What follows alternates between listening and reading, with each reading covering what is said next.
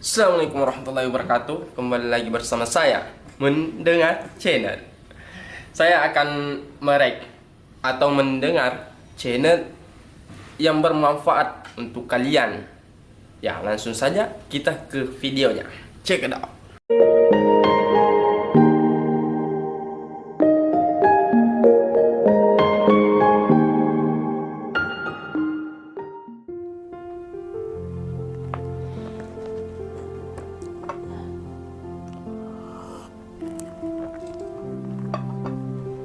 Al-Quran bukan kitab sejarah, karena Al-Quran tidak berbicara detail per detail tentang sejarah masa lalu. Bagi Al-Quran, itu bukan yang utama. Namun, Al-Quran 2/3 isinya adalah tentang sejarah.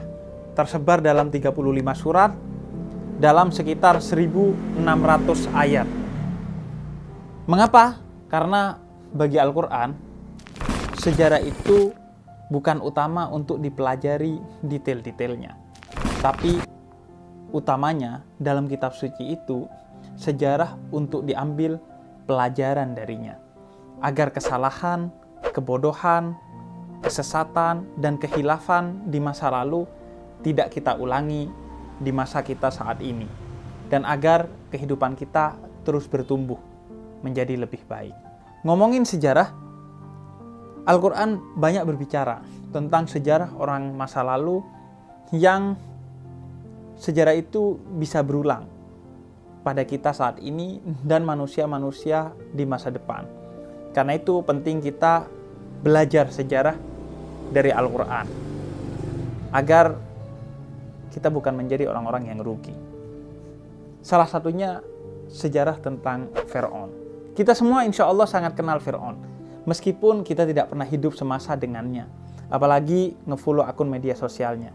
Wait, kalau Fir'aun punya media sosial, followersnya banyak nggak ya kira-kira? Jangan-jangan banyak. Karena seringnya kita mengaku beriman, tapi jadi followersnya iblis. Alhasil kita mengenal betul Fir'aun, lantaran Al-Quran begitu detail memperkenalkannya. Bahkan dalam surat Yunus ayat 92, Allah tegaskan bahwa Allah sengaja selamatkan jasad Fir'aun sekalipun untuk menjadi pelajaran bagi generasi sesudahnya. Lalu ditutup ayat itu dengan peringatan agar kita jangan pernah lengah untuk mengambil pelajaran dari Fir'aun. Tujuannya agar kita memastikan diri bahwa kita tidak mewarisi sifatnya Fir'aun yang biadab sekecil apapun. Namun Al-Quran tidak memperkenalkan Fir'aun sebagai nama orang, melainkan gelar bagi seluruh raja Mesir yang kejam di zaman Nabi Musa. Al-Quran sering menyebut seorang dengan gelarnya dengan asumsi bahwa utamanya Al-Quran bukan mau gibahin orang yang buruk di masa lalu, tapi menjadikannya simbol keburukan untuk dihindari karena di setiap zaman akan ada saja orang yang mewarisi keburukan-keburukan itu. Oleh karena itu, begitu juga Fir'aun. Ia adalah simbol kebiadaban yang secara detail dijelaskan sifat-sifat kebiadabannya dalam Al-Quran untuk kita waspadai. Apa saja? Pertama, dalam surat Ad-Dukhan ayat 31, Allah menyebut sifat Fir'aun adalah sombong. Begitu kentalnya sifat ini dalam diri Fir'aun, sehingga dalam bahasa Arab kata tafar'anah yang berarti memfir'aunkan diri atau kefir'aun-fir'aunan disinonimkan dengan kata takabbaro yang artinya menyombongkan diri. Orang sombong bukan hanya orang yang tak kenal Tuhannya, bahwa hanya Allah yang pantas dan berhak sombong karena Dia yang Maha Kuasa. Tapi dia juga tak mengenali bahwa dirinya ini sangat lemah. Betapa lemahnya kita sehingga kawan kita bikin grup WhatsApp yang nggak ada kitanya aja, kita langsung overthinking dan merasa introvert. Kedua, dalam surat Az-Zukhruf ayat 54 dan surat Al-Mu'minun ayat 47, Allah menyebut sifat Fir'aun yang lain adalah memperbudak orang. Maka kita hamba Allah ini jangan pernah mewarisi sifat Fir'aun dalam bentuk apapun, berupa senioritas yang memperbudak, bos yang menindas, kakak yang merundung adiknya, suami yang menjajah istri atau sebaliknya, dan lain sebagainya. Yang boleh diperbudak hanyalah nafsu oleh akal kita. Yang ketiga,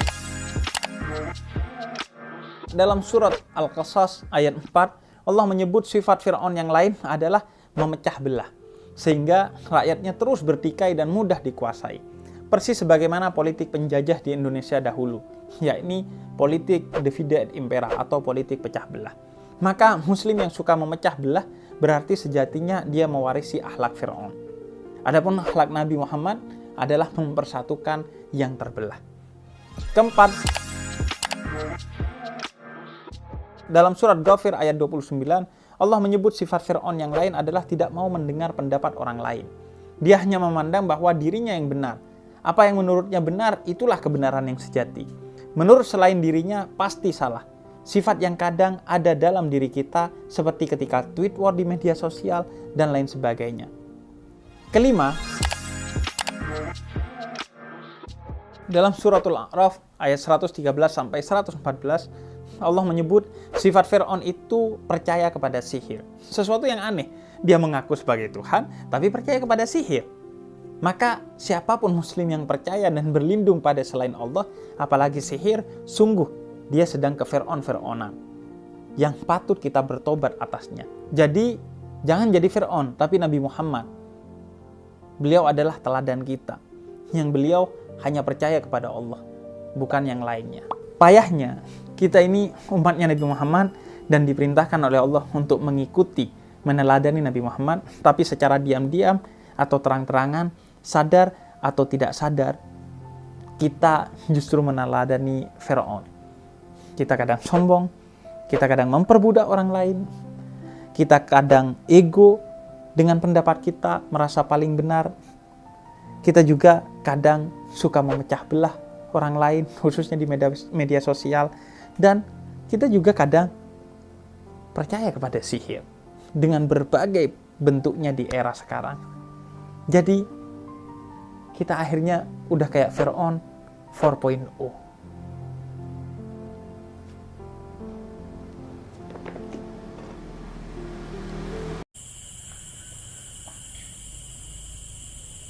Ya, itulah pesan dari Habib. Jangan sampai kita mewarisi sifat-sifat Fir'aun yang telah Habib sebutkan tadi. Ya, mungkin cukup sekian. Assalamualaikum warahmatullahi wabarakatuh.